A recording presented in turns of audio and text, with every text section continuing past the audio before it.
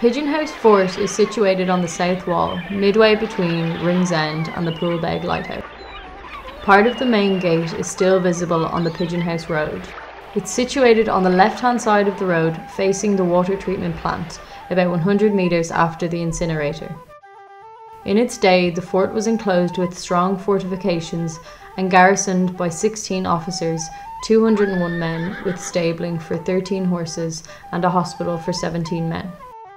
In 1798, when the United Irishmen's Rebellion broke out, the army requisitioned the Pigeon House precinct from the Ballast Board, now called Dublin Port Company, for use as a military fort. It would remain under army command until 1897, being known throughout this era as the Pigeon House Fort. When Robert Emmet returned to Ireland, he was determined to organise a rising and decided to act on the 23rd of July 1803, with planned attacks on Dublin Castle, Pigeon House Fort and Island Bridge Barracks. The rebellion was disorganised and ineffective. He was eventually arrested and was tried for treason and found guilty. He was hanged at Thomas Street Church on the 20th of September 1803.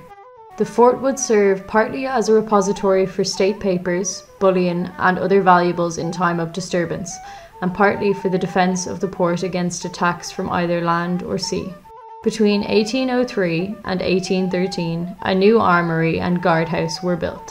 The harbour ceased to be used for packet boats, which now put in at Howth, but continued to be used for military transport. This phase in the area's history witnessed the increased development of the site as buildings necessary for military occupation, such as soldiers' quarters, magazines, stores, gun parapets, a hospital, an armoury, a cookhouse, a prison, a handball court, a canteen, drawbridges and water tanks were all gradually added to meet the new military needs of the site. In 1814, the site was formally purchased from the Ballast Board by the government under the Defence Act, thus formalising the military occupation.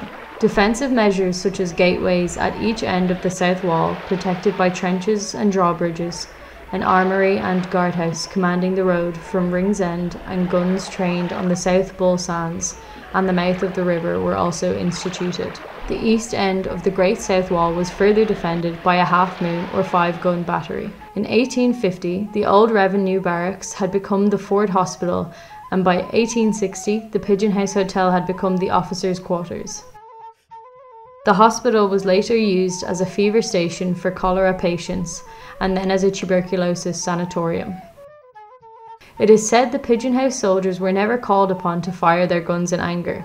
The fort was simply as a training barracks from which 21 gun salutes were fired for royal births, weddings and deaths. They were for instance fired at the death of William IV in 1837 and Queen Victoria's first steps in Dublin during her state visit of 1849. The Pigeon House Fort complex on the south wall of the Poolbeg Peninsula and Dublin Bay represents a unique and little known part of both civic and national heritage, spanning the critical period from the late 18th century to the early decades of the Irish state. The fort was heavily armed and garrisoned to protect the Pigeon House harbour. The harbour was intended to be used as a last-ditch exit point from Ireland for the British in the event of a successful Irish rebellion. So, the next time you are going down to the Shellybanks, take a look at the Pigeon House Fort. It's a protected structure, so take care and be careful.